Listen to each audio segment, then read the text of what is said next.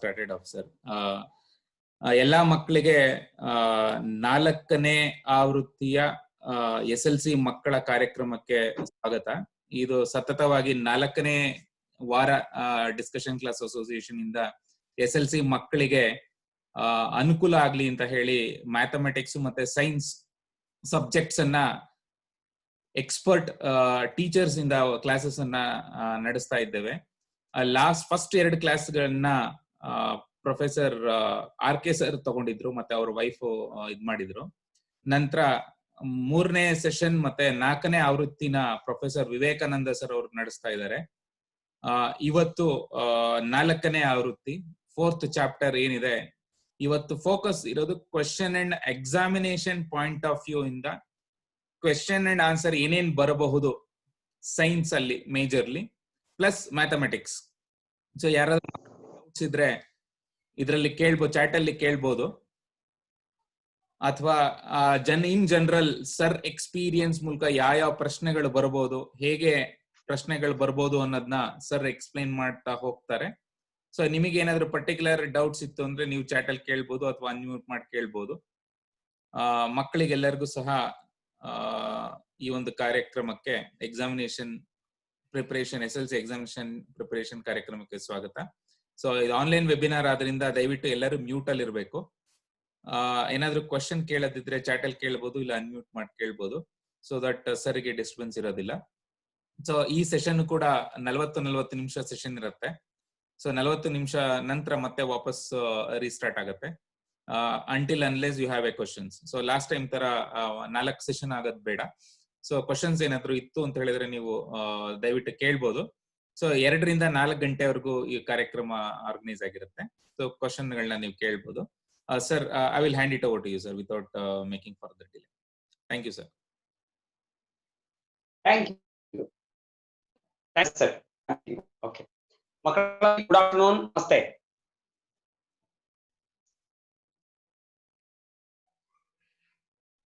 Okay, ಈಗ ಇಲ್ವೋ ಅನ್ನೋ ಒಂದು ಗೊಂದಲ ನಡೀತಾ ಇದೆ. ನಾವು ಅದರ ಬಗ್ಗೆ ಯೋಚನೆ ಮಾಡೋದು ಬೇಡ. ಯಾಕೆಂದ್ರೆ ಜ್ಞಾನ ಆ ವರ್ಷದ್ದು ಮಾಡ್ಲೇಬೇಕು. ನಾವು ಯಾವ ರೀತಿಯಲ್ಲಿ ಬೇರೆ ಬೇರೆ ವಾರ್ತೆಗಳನ್ನ ಕೇಳಿ ಮತ್ತೆ ಯಾಕೆ ಓದ್ಬೇಕು ಅನ್ನೋ ಒಂದು ಭಾವನೆನ ನೀವು ಇಟ್ಕೋಬಾರದು. ಜ್ಞಾನಾರ್ಜನೆ ಒಂದು ಅವಿನಾಭಾವ ಒಂದು ಅಂಗ, ನಾವು ಕಲೀಲೇಬೇಕು. ಈಗ ಅಲ್ದೇ ಇದೇ ಸಬ್ಜೆಕ್ಟ್, ಇದೇ ಫಾರ್ಮುಲಾ, ಇದೇ ಕಾನ್ಸೆಪ್ಟ್ ಮುಂದಕ್ಕೆ ಬೇಕಾಗತ್ತೆ. ಆವಾಗ ನಾವು ಪಶ್ಚಾತ್ತಾಪ ಪಡ್ಬೇಕಾಗತ್ತೆ. ನೋಡು, ಅವಾಗ ಇತ್ತದು ಆಕ್ಚುಲಿ ನಾವು ಅದನ್ನ ಇಗ್ನೋರ್ ಮಾಡಿದ್ವಿ ಅಂತ, ಅಂದ್ರೆ ಅದನ್ನ ನಾವು ಬಿಟ್ಬಿಟ್ಟಿದ್ವಿ ಅನ್ನೋದಾಗತ್ತೆ. ಹಾಗಾಗ್ಬಾರ್ದು. ಹಾಗಾಗಿ ನೀವು ಪರೀಕ್ಷಾ ದೃಷ್ಟಿ ಇಟ್ಕೊಂಡೆ ಎಲ್ಲವನ್ನು ನೀವು ಕಲಿತಾ ಹೋದಲ್ಲಿ ಕಾನ್ಸೆಪ್ಟ್ಸ್ ನ ಮಾರ್ಕ್ಸ್ ನಿಮ್ ಹಿಂದೆ ಬರುತ್ತೆ. ಮಾರ್ಕ್ಸ್ ಹಿಂದೆ ಹೋಗ್ಬೇಡಿ. ನೀವು ಓಕೆ, ಪಾಸ್ ಆಗೋದು ಸರ್ಟಿಫಿಕೇಟ್ ಅದರಿಂದ ಹೋಗ್ಬೇಡಿ. ಜ್ಞಾನ ನನ್ಗೆ ಹೀಗೆ ತಿಳ್ಕೊಂಡ, ಆ ಸಬ್ಜೆಕ್ಟ್ ಬಗ್ಗೆ, ಪ್ರಕೃತಿ ಬಗ್ಗೆ ತಿಳ್ಕೊಂಡ, ನಾನು ಗಣಿತದ ಬಗ್ಗೆ ತಿಳ್ಕೊಂಡ, ಭೌತ ವಿಜ್ಞಾನದ ಬಗ್ಗೆ ತಿಳಿದುಕೊಂಡಿದ್ದೀನ, ಓಕೆ, ಭೂಶಾಸ್ತ್ರದ ಬಗ್ಗೆ, ಇವೆಲ್ಲ ನೀವು ತಿಳ್ಕೊಂಡಾಗ ನಿಮ್ಗೆ ಜ್ಞಾನ ತನಗ್ ತಾನೇ ನಿಮ್ಮನ್ನ ವೃದ್ಧಿಪಡಿಸ್ತಾ ಹೋಗುತ್ತೆ. Okay, yes. ಈಗ ನಾನು ಪರೀಕ್ಷಾ ದೃಷ್ಟಿಯಿಂದ ನಾನು ಮಾಡೋದ್ರ ಆದ್ರಿಂದ ನಿಮ್ಗೆ ಹೆಚ್ಚು ನಾನು ಪರೀಕ್ಷಾ ದೃಷ್ಟಿದು ಸಾಲ್ವ್ ಮಾಡ್ತಾ ಹೋಗ್ತೀನಿ. ಓಕೆ, ಈಗ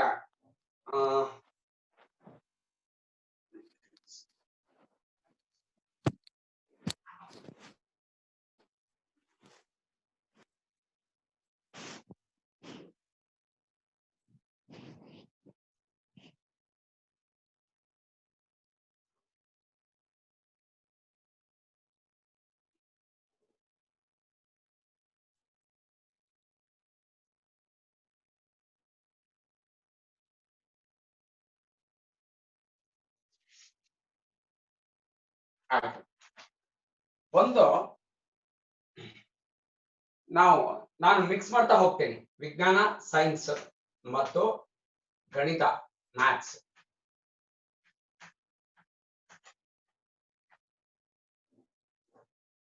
ಎರಡನ್ನು ನಾನು ಪ್ಯಾರಲಲ್ ಆಗಿ ತಗೊಂಡು ಹೋಗ್ತಾ ಇರ್ತೀನಿ. ನೀವು ಬರ್ಕೊಳ್ತಾ ಇರ್ಬೇಕು. ನಾನು ಏನು ಅದನ್ನ ತಿಳಿಸ್ತಾ ಇರ್ತೀನೋ ಅದನ್ನ ನೀವು ಬರ್ಕೊಳ್ಳೋದು ನಿಮ್ಮ ಜವಾಬ್ದಾರಿ. ಆಯ್ತು. ಈಗ ಕೆಲವು ಸಲ ಏನ್ ಮಾಡ್ತಾರೆ ಅಂತಂದ್ರೆ ಈ ನಮ್ಮ ಲ್ಯಾಬೊರೇಟರಿಗಳಲ್ಲಿ ಏನ್ ಮಾಡಿಸ್ತಾರೋ ಎಕ್ಸ್ಪೆರಿಮೆಂಟ್ ಅದ್ರ ಮೇಲೆ ಕೆಲವು ಪ್ರಶ್ನೆಗಳನ್ನ ಕೇಳ್ತಾರೆ.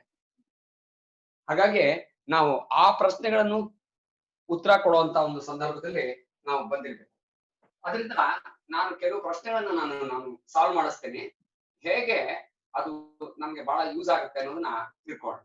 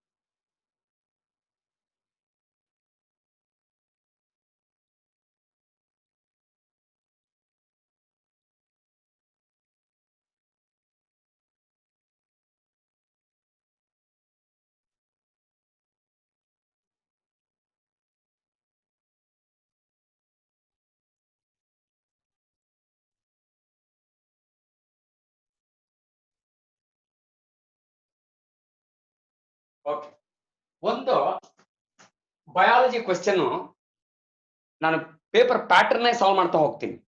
ಹೆಚ್ಚು ಕಡಿಮೆ ನಾವು ಒಂದು ಬಹಳ ಬೇಗ ನೀವು ರೆಸ್ಪಾಂಡ್ ಮಾಡ್ತೀನಿ ಅಂತಂದ್ರೆ ಒಂದು 2 ಪೇಪರ್ ಆದ್ರೂ ಸಾಲ್ವ್ ಮಾಡೋಣ, ನಮ್ಗೆ ಹೆಚ್ಚು marks ಗಳಿಸುವಂತದ್ದು.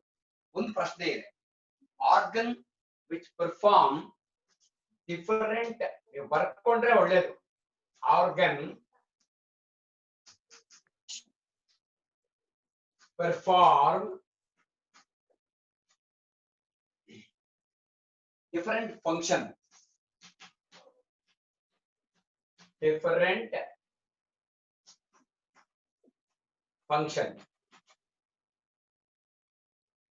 but have same basic structure,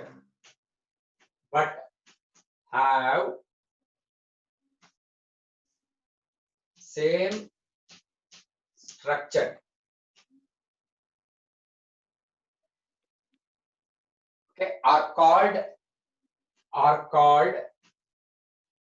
dash ಅಂತ ಹೇಳ್ಬಿಟ್ಟು ಮಲ್ಟಿಪಲ್ ಚಾಯ್ಸ್ ಕ್ವೆಶ್ಚನ್ ಕೇಳ್ತಾರೆ. ABCD ಅಂತ ಕೊಡುತ್ತಾರೆ.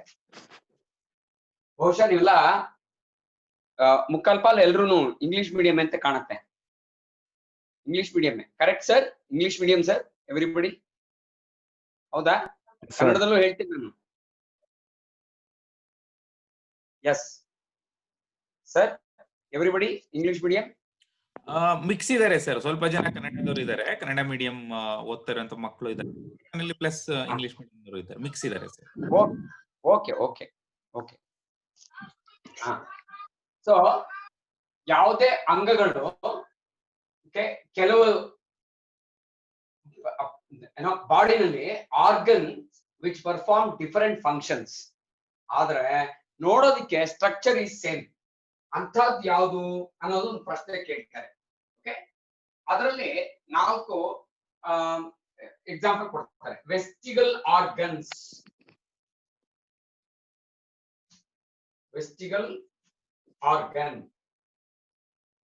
Analogous organ,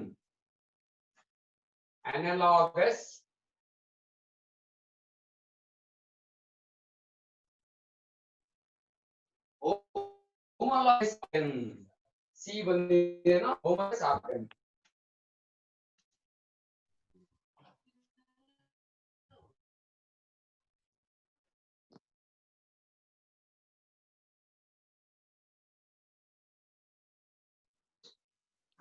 Analytic organ.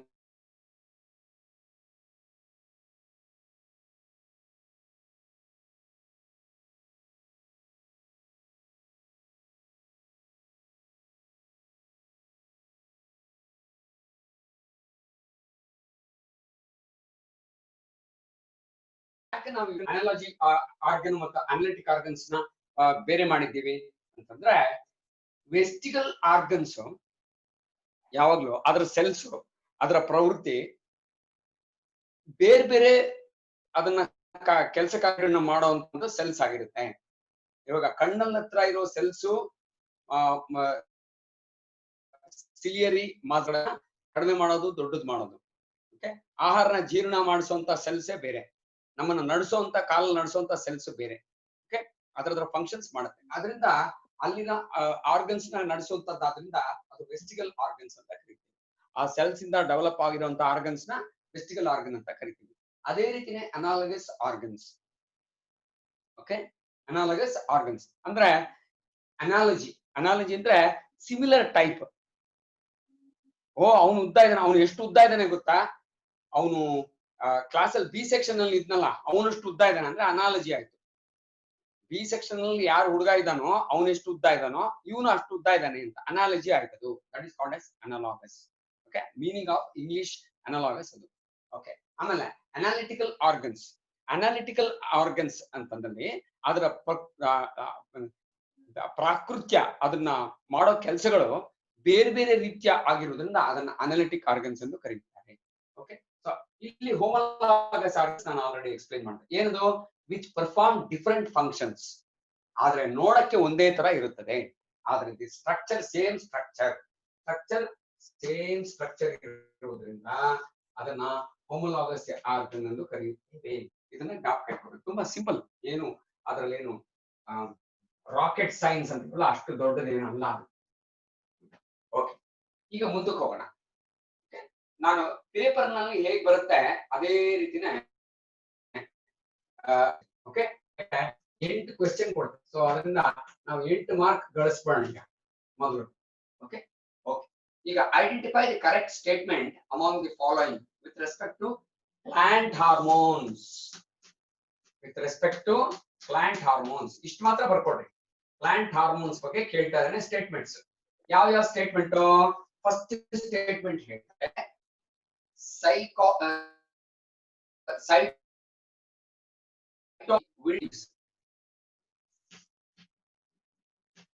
cytidine promotes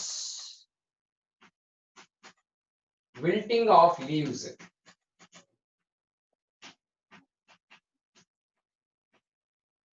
okay, ಇನ್ನೊಂದು ನಾನೆಲ್ಲ ಎಕ್ಸ್ಪ್ಲೈನ್ ಮಾಡ್ತೀನಿ ಬೇಗ ಬೇಗ. Auxin inhibits stem elongation. Okay, ನಾವು ಮಾಡಬೇಕಾಗಿರೋದೇನು? ಕರೆಕ್ಟ್ ಸ್ಟೇಟ್ಮೆಂಟ್ ತಗೋಬೇಕು. ಅಂದ್ರೆ ಏನಾಯ್ತು, ಒಂದು ಕರೆಕ್ಟ್ ಇರುತ್ತೆ ಮತ್ತು ಮಿಕ್ಕಿದ 3 ತಪ್ಪಿರುತ್ತದೆ. ಕರೆಕ್ಟ್ ಸ್ಟೇಟ್ಮೆಂಟ್ ನ ಚೂಸ್ ಮಾಡಬೇಕು. ಇದರಲ್ಲಿ ಹೇಳಿರೋ ಸ್ಟೇಟ್ಮೆಂಟ್ ಅಲ್ಲಿ ಒಂದು ಮಾತ್ರ ಸರಿ ಇರುತ್ತದೆ, ಮಿಕ್ಕಿದ 3 ತಪ್ಪಿರುತ್ತದೆ. ಇಲ್ಲಿ ಕೊಟ್ಟಿರೋದು ಸೈಟಾಲ್ಡಿನಿನ್ ಅನ್ನೋದು ಪ್ರಮೋಟ್ಸ್ ವಿಲ್ಟಿಂಗ್ ಆಫ್ ಲೀವ್ಸ್. ಎರಡನೇದು auxin inhibits stem elongation. Auxin inhibits stem elongation. ಕಾಂಡವು ಎಲಾಂಗೇಟ್ ಆಗುತ್ತದೆ. ಓಕೆ, ಆಮೇಲೆ abscisic acid inhibits growth of plants. abscisic ABSCICIC. Okay, abscisic acid inhibits growth of plants.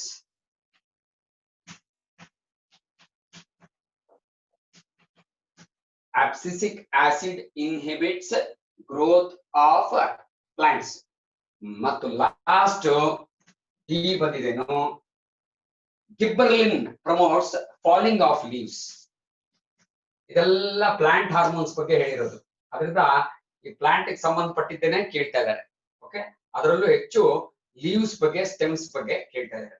Okay, ಈಗ ಗಿಬ್ಬರ್ಲಿನ್ ಎಲ್ಲ ಏನೊಂದು ಕರೀತಾರೆ, ಎಲ್ವ ಏನು ಕರೀತಾರೆ. ಓಕೆ, ಗಿಬ್ಬರ್ಲಿನ್ ಅದನ್ನ ಕೆಲವು ಕಡೆ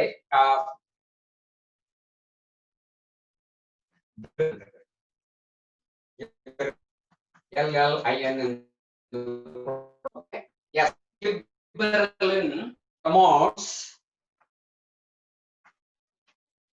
falling of leaves. Falling off leaves. Got it? Good. So ಇದರಲ್ಲಿ ಯಾವುದು ಸರಿ ಅನ್ನೋದನ್ನ ಅವರು ಪ್ರಶ್ನೆ ಹಾಕಿದ್ದಾರೆ. ಓಕೆ, ಈಗ ಅನ್ನೋದು ತಪ್ಪು. ಅನ್ನೋದನ್ನ ಏನ್ ಮಾಡುತ್ತೆ ಅನ್ನೋದನ್ನ ನಾನು ಎಕ್ಸ್ಪ್ಲೈನ್ ಮಾಡ್ತೀನಿ. ಆಗ್ಬಹುದಾ? Okay,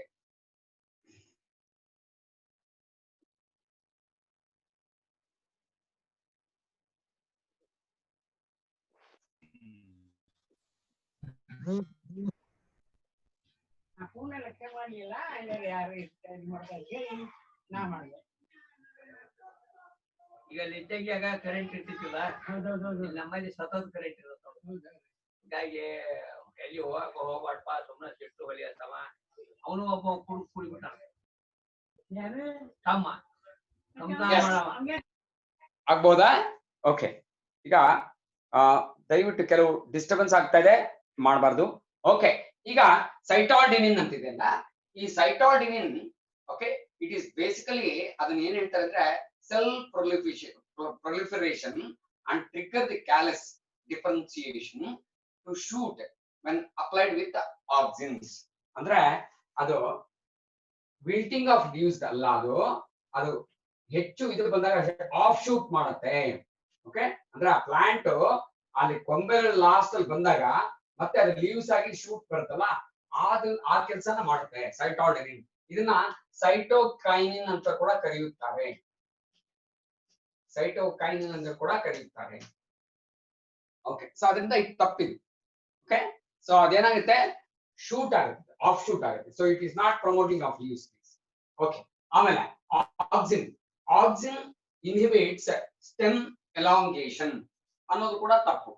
okay, auxin inhibits stem elongation is a wrong option. Okay, ಮತ್ತೆ ಆಕ್ಸಿನ್ ಏನ್ ಮಾಡುತ್ತೆ,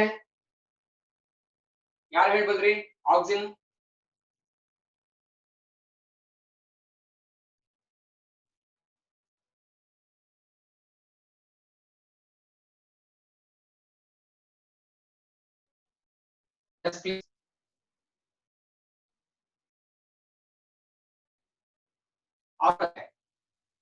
ಅಲ್ಲಿ ಕೇಳಿರೋದು identify the correct along with the following with respect to plant hormones. It promotes the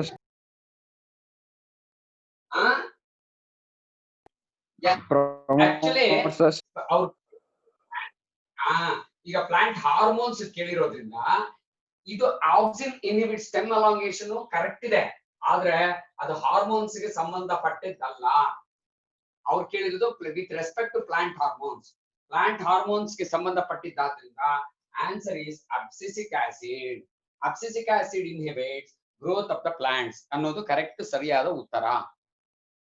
correct ಆಗಿ ತಿಳ್ಕೋಬೇಕು. ಅವರು ನಮ್ಮನ್ನ ಟ್ರಾಪ್ ಮಾಡಕ್ ನೋಡ್ತಾರೆ. ಎಕ್ಸಾಮ್ ಅಲ್ಲಿ ಪ್ರಶ್ನೆ ಪತ್ರಿಕೆ ಹೇಗ್ ಫಾರ್ಮ್ ಆಗಿರುತ್ತೆ ಅಂದ್ರೆ ಟ್ರಾಪ್ ಮಾಡೋಂಥದ್ದು. ನೀವು ಟ್ರಾಪ್ ಆಗಬಾರದು. ಯಾಕೆಂದ್ರೆ ಈ promoting the wilting of the leaves ಅದು ಆನ್ಸರ್ ಯಾಕಲ್ಲ ಅಂದ್ರೆ ಇದು ಆಕ್ಚುಲಿ ಕರೆಕ್ಟ್ ಇದು, ಆದ್ರೆ ಇದು ಪ್ಲಾಂಟ್ ಹಾರ್ಮೋನ್ಸ್ ಸಂಬಂಧಪಟ್ಟಿದ್ದಲ್ಲ.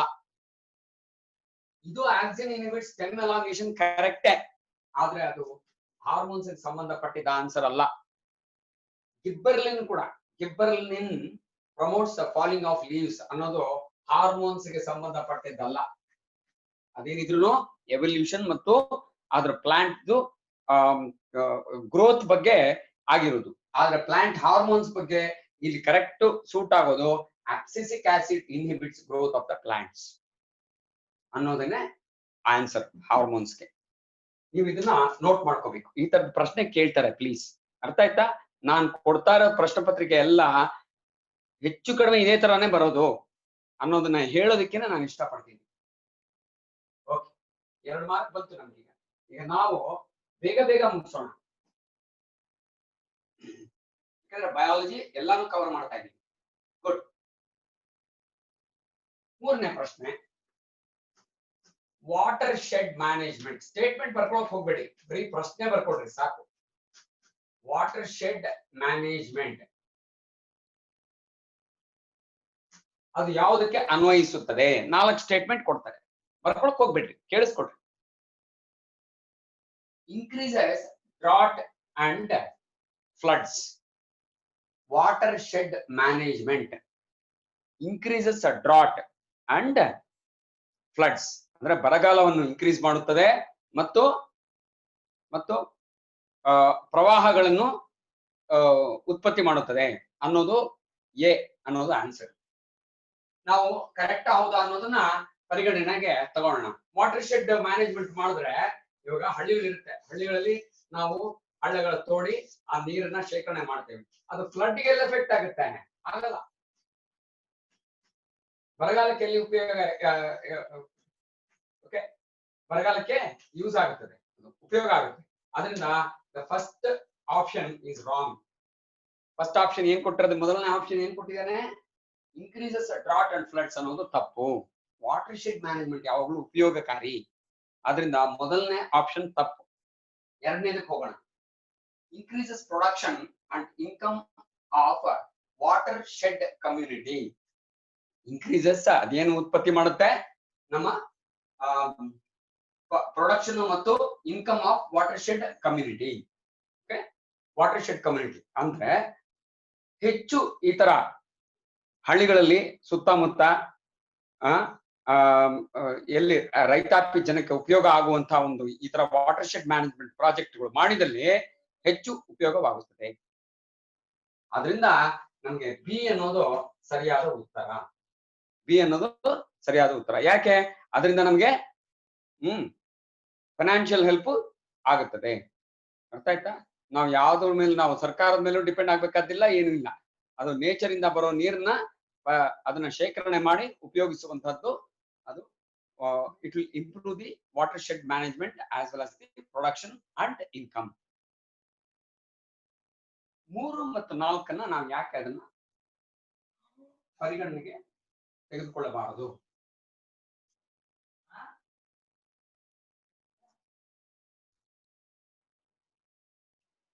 ಮೂರು ಮತ್ತು 4 ಯಾಕೆ ಪರಿಗಣನೆಗೆ ತೆಗೆದುಕೊಳ್ಳಬಾರದು? Decreases the biodiversity of the downstream reservoirs. Decreases the biodiversity of the downstream. Downstream ಅಂದ್ರೆ ಇಲ್ಲಿ ಎಲಿವೇಶನ್ ಕಡಿಮೆ ಆಗಿತ್ತು ಅಂತ ಇಟ್ಕೊಳ್ಳಿ. ಈಗ ಕಾವೇರಿ ನೀರು, ಓಕೆ, ಕಾವೇರಿ ನೀರು ಇಲ್ಲಿ ಡೌನ್ ಈಗ ಹರಿದು ಹೋಗುತ್ತೆ. ಓಕೆ, ಈ ಕಡೆಯಿಂದ ಹೀಗೆ ಹೋಗಿ ತಮಿಳ್ನಾಡು ಹೋಗುತ್ತೆ ಅಂತ ಇಟ್ಕೊಳ್ಳೋಣ. ಇದು ಇಲ್ಲಿ ಹೋಗ್ತಾ ಬಯೋಡೈವರ್ಸಿಟಿ ಅದಕ್ಕೆ ಎಫೆಕ್ಟ್ ಆಗುತ್ತೆ ಅನ್ನೋದನ್ನ ಕೊಟ್ಟಿದ್ದಾರೆ. ಅದು ರಾಂಗ್. ಯಾಕೆ? ಭೂಗರ್ಭ ನೆಲದಲ್ಲಿ ಈ ನಾವು ವಾಟರ್ ಶೆಡ್ ಮ್ಯಾನೇಜ್ಮೆಂಟ್ ಮಾಡಿದಾಗ ಯಾವಾಗಲೂ ನೀರು ಶೇಖರಣೆ ಆಗಿ ಅದು ಮತ್ತೆ ಕ್ಲೌಡ್ಸ್ ಇಂದ ಮಳೆ ಬೀಳುವಂತ ಚಾನ್ಸಸ್ ಜಾಸ್ತಿ ಇರುತ್ತದೆ. ಆದ್ರಿಂದ ವಾಟರ್ ಶೆಡ್ ಮ್ಯಾನೇಜ್ಮೆಂಟ್ ಯಾವಾಗ್ಲೂ ನಮ್ಗೆ ಬಿ ಇಸ್ ದ ಆಪ್ಷನ್. ಇಲ್ಲಿ ಸಿ ಏನ್ ಕೊಟ್ಟಿದ್ದಾರೆ? Decreases the biodiversity. ಎಲ್ಲಿ ಡಿಕ್ರೀಸ್ ಆಗುತ್ತೆ? ಇನ್ಕ್ರೀಸ್ ಆಗುತ್ತೆ. ಸೊ ಇಲ್ಲಿ ಸಿ ಕೊಟ್ಟಿರೋದು ಆಪ್ಷನ್ ಡಿಕ್ರೀಸಸ್ ಅಂತ. Decreases the biodiversity is wrong. ಅದು ಇನ್ಕ್ರೀಸ್ ಮಾಡುತ್ತೆ, ಬಯೋಡೈವರ್ಸಿಟಿನ ಇನ್ಕ್ರೀಸ್ ಮಾಡುತ್ತೆ. ಅದರಿಂದ ಸಿ ಇಸ್ ರಾಂಗ್. ಮತ್ತು ಇನ್ನೊಂದು ಡಿ. ಡಿ ಏನ್ ಕೊಟ್ಟಿದ್ದಾರೆ? Increases production, sorry, increases deforestation. Increases deforestation. Deforestation ಅಂದ್ರೆ ಏನು?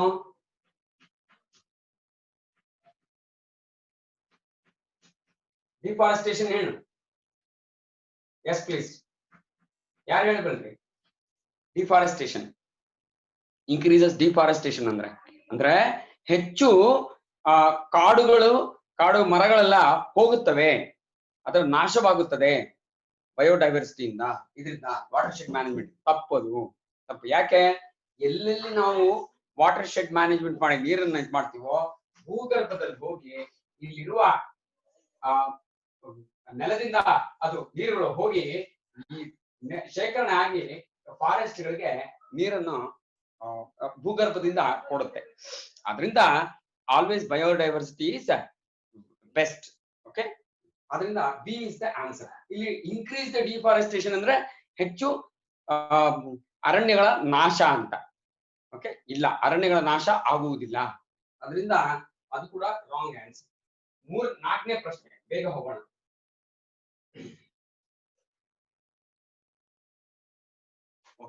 ಈಗ 3 ಪ್ರಶ್ನೆಗಳು ಬಯಾಲಜಿದಾಯ್ತು. 4ನೇ ಪ್ರಶ್ನೆ ಕೆಮಿಸ್ಟ್ರಿಗೆ ಹೋಗ್ತಾ ಇದ್ದೀನಿ. ಸುಲಭ. Okay, pH of ammonium chloride Okay, or copper sulfate solution, pH of ammonium chloride ಬರ್ಕೋಬೇಕಪ್ಪ.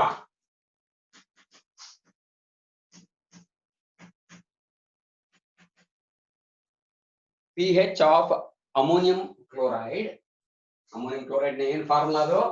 NH4Cl. Okay, or copper sulfate,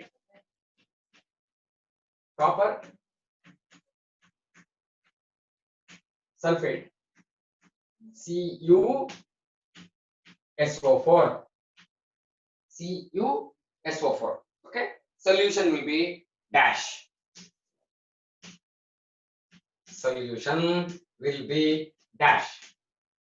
ಅಂತ ಕೇಳಿದಾಗ ಯಾವಾಗಲೂ ತಿಳ್ಕೊಡ್ರಿ, pH ಅಂತ ಕಂಡ ತಕ್ಷಣವೇ ನಿಮಗೆ ಮನಸ್ಸಿಗೆ ಬರಬೇಕಾಗಿರೋದು ಹೈಡ್ರೋಜನ್ ಅಯಾನ್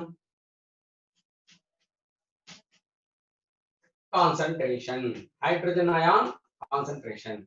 ಅದೇ pH ಎಂದು ಕರೀತೀವಿ. pH ಬಂದಿದೆ ಸ್ಕೇಲ್. ಅದು ಯಾವ ಸ್ಕೇಲ್? ಅದು ಅಸಿಡಿಟಿ ಮತ್ತು ಬೆಸಿಸಿಟಿ ಸ್ಕೇಲ್ ಅದು.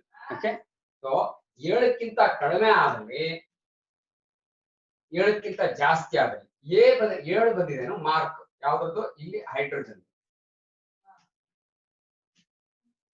ಇದು ಸ್ಕೇಲ್, ಗೊತ್ತಾಯ್ತಾ? ಸೊ ಇದಕ್ಕಿಂತ ಜಾಸ್ತಿ ಆದಲ್ಲಿ ಅಥವಾ ಇದಕ್ಕಿಂತ ಕಡಿಮೆ ಆದಲ್ಲಿ ಅದನ್ನೇ ನಾವು ಮಾರ್ಕ್ ಮಾಡಿ we claim that as the pH scale ಎಂದು ಕರೆಯುತ್ತೇವೆ. ಗೊತ್ತಾಯ್ತಾ? ಓಕೆ, ಈಗ ಅವ್ರು ಕೇಳ್ತಾ ಇದ್ದಾರೆ ಅಮೋನಿಯಂ ಕ್ಲೋರೈಡ್ ಮತ್ತು copper sulphate okay hydrogen ion concentration ಎಷ್ಟಿರುತ್ತದೆ ಅಂತ ಅವರ ಆಪ್ಷನ್ ಕೊಟ್ಟಿದ್ದಾರೆ. ಆಪ್ಷನ್ ಏನ್ ಕೊಟ್ಟಿದ್ದಾರೆ? ಎ 7 ಇರುತ್ತದಾ, ಬಿ ಗ್ರೇಟರ್ ದ್ಯಾನ್ 7 7ಕ್ಕಿಂತ ಜಾಸ್ತಿ ಇರುತ್ತದಾ, 7ಕ್ಕಿಂತ ಕಡಿಮೆ ಇರುತ್ತದಾ, ಅಥವಾ 0 ಎಂದು ಇರುತ್ತದಾ? ಓಕೆ, ಯಾವಾಗ್ಲೂ ತಿಳ್ಕೊಡ್ರಿ, ಇದು ಅಮೋನಿಯಂ ಕ್ಲೋರೈಡ್ ಮತ್ತು ಕಾಪರ್ ಸಲ್ಫೇಟ್ ಇದು ಅಸಿಡಿಕ್. ಯಾವಾಗ್ಲೂ ಇದೇನಿದು ಅಸಿಡಿಕ್. ಸೊ 7ಕ್ಕಿಂತ ಕಡಿಮೆ ಇದ್ರೆ ಯಾವಾಗ್ಲೂ ಅಸಿಡಿಟಿ, 7ಕ್ಕಿಂತ ಜಾಸ್ತಿ ಇದ್ರೆ ಬೇಸಿಸಿಟಿ, ಬೇಸಿಕ್ ಅನ್ನೋದು ಗೊತ್ತಿರುತ್ತೆ. ಸೊ ಹಂಗಾಗಿ ಓಕೆ, ಇಲ್ಲೇನಾಗಿದೆ, ಇದು ಲೆಸ್ ದ್ಯಾನ್ 7. ಯಾಕೆ? ಅಮೋನಿಯಂ ಕ್ಲೋರೈಡ್ ಮತ್ತು ಕಾಪರ್ ಸಲ್ಫೇಟ್ ಬಂದಿದೇನೋ ಅದೇನದು ಆಸಿಡಿಕ್, ಅದರಿಂದ ಅದು ಲೆಸ್ ದ್ಯಾನ್ 7 ಅನ್ನೋದನ್ನ ನೀವು ಜ್ಞಾಪಕ ಇಟ್ಕೋಬೇಕು. ಅರ್ಥ ಆಯ್ತಾ? ಓಕೆ, ಬಹಳ ಸಿಂಪಲ್ ಇದು. ಸೊ ಯಾವಾಗ್ಲೂ ಅದು 7ಕ್ಕಿಂತ ಕಡಿಮೆ ಇರುತ್ತದೆ. ಯಾವುದು? ಆಸಿಡ್ಸ್ ಯಾವಾಗ್ಲೂ 7ಕ್ಕಿಂತ ಕಡಿಮೆ ಇರುತ್ತದೆ. ಕೆಲವ್ರಿಗೆ ಹೇಳ್ತಾರೆ ಅವನಿಗೆ ಅಸಿಡಿಟಿ ಆಗ್ಬಿಟ್ಟಿದೆ ಕಣೋ, ಹೊಟ್ಟೆಲಿ ಅವನಿಗೇನು ಅಸಿಡಿಟಿ ಆಗ್ಬಿಟ್ಟಿದೆ. ಅಸಿಡಿಟಿ ಅಂದ್ರೆ ಏನು? 7ಕ್ಕಿಂತ ಕಡಿಮೆ ಆಗಿದೆ. ಇವಾಗ ಬ್ಲಡ್ ಇದೆ, ಬ್ಲಡ್ ಯಾವಾಗಲೂ 7.2 ಇರುತ್ತೆ ಹೆಚ್ಚು ಕಡಿಮೆ ಹೈಡ್ರೋಜನ್ ಅಯಾನ್ ಕಾನ್ಸಂಟ್ರೇಷನ್. ನಮ್ಮ ರಕ್ತ 7.2 ಇರುತ್ತದೆ. ಸೊ ಇದೆಲ್ಲ ನಮಗ್ ಗೊತ್ತಿರ್ಬೇಕು. ಬಹಳ ಸಿಂಪಲ್, ಏನು ಇದು. ಸೊ ಈ ತರ ಪ್ರಶ್ನೆ ಹಿಂಗಿಗೆ ಕೇಳ್ತಾರೆ, ನೀವು ಇದಕ್ಕೆ ಉತ್ತರ ಕೊಡ್ಬೇಕು. ಆಸಿಡಿಕ್ ಇದ್ರೆ ಲೆಸ್ ದ್ಯಾನ್ 7, ಬೇಸಿಕ್ ಇದ್ರೆ ಗ್ರೇಟರ್ ದ್ಯಾನ್ 7 ಅನ್ನೋದನ್ನ ತಿಳ್ಕೊಬೇಕು. ಈಗ ನೆಕ್ಸ್ಟ್, ಟ್ರಿಪಲ್ ಬಾಂಡ್ ಯಾವುದರಲ್ಲಿ ಇರುತ್ತದೆ ಎಂದು ಕೇಳಿದ್ದಾರೆ. ನಾನು ತೋರಿಸ್ತೇನೆ. ಓಕೆ, ಟ್ರಿಪಲ್ ಬಾಂಡ್ ಯಾವುದರಲ್ಲಿ ಇರುತ್ತದೆ? ಪ್ರಶ್ನೆ ಹಾಕೊಡ್ರಿ. ಓಕೆ, 5ನೇ ಪ್ರಶ್ನೆ. ಹೆಚ್ಚು ಸೆಂಟೆನ್ಸ್ ಎಲ್ಲ ಬೇಡ. ಟ್ರಿಪಲ್ ಬಾಂಡ್ ಕ್ವೆಶ್ಚನ್ ಮಾರ್ಕ್ ಕೇಳಿದ್ದಾರೆ. ಓಕೆ, ಅದನ್ನ ಎಕ್ಸಾಂಪಲ್ ಕೊಟ್ಟಿದ್ದಾರೆ. ಯಾವ್ದಾವ್ದು? ಎ ಬರ್ಕೊಡ್ರಿ. C2H6, ಬಿ ಡಿಸ್ಕಸ್ ಮಾಡ್ತಾ ಹೋಗೋಣ ಬೇಗ ಬೇಗ. C3H4, ಸಿ C3H6,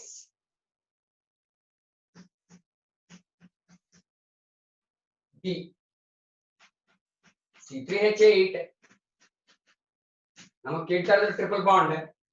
ಅದರಿಂದ ಫಸ್ಟ್ ನಾವು ಬಾಂಡಿಂಗ್ ಏನು ಅಂತ ತಿಳ್ಕೊಂಡು ಈ ಪ್ರಾಡಕ್ಟ್ ಗಳೆಲ್ಲ ಏನು ಅಂತ ಕೂಡ ತಿಳಿದುಕೊಳ್ಬೇಕಾಗುತ್ತೆ ಇದ್ರದ್ದು. ಸೊ ಈ ತರ ಬಂದ್ರೆ ನಾವ್ ಏನ್ ಮಾಡ್ಬೇಕು, ಫಸ್ಟ್ ಬಾಂಡಿಂಗ್ ಹಾಕ್ಬೇಕು. ಓಕೆ, ಫಸ್ಟ್ ನಾನು ಅದನ್ನ ಹೇಳ್ಕೊಡ್ತೀನಿ ನಿಮ್ಗೆ.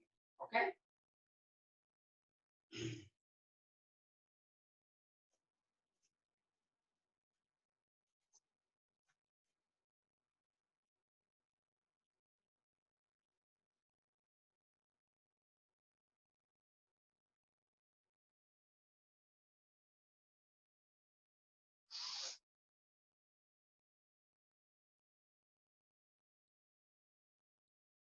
ಗುಡ್. ಓಕೆ, ಟ್ರಿಪಲ್ ಬಾಂಡ್ ಹೇಗಪ್ಪ ಆಗುತ್ತೆ ಅಂತಂದ್ರೆ ಒಂದು ಉದಾಹರಣೆ ಕೊಡ್ತೇನೆ ನಿಮ್ಗೆ. ಓಕೆ, ಒಂದು ಕಾಂಪೌಂಡ್. ಓಕೆ, ತುಂಬಾ ಸಿಂಪಲ್ ಕಾಂಪೌಂಡ್ ಕೊಡ್ತೇನೆ ನಿಮ್ಗೆ. ಒಂದು